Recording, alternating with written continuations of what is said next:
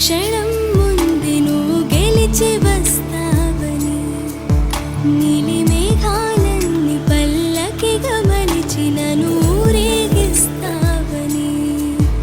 ఆకాశమంత మన ప్రేమలోన ఈ చీకటైన క్షణకాలమంటూ నాను దుట తిలకమై నిలిచిపోవాలని. ఎంత చిత్రం ప్రేమ వింత వీలు నామ రాసింది.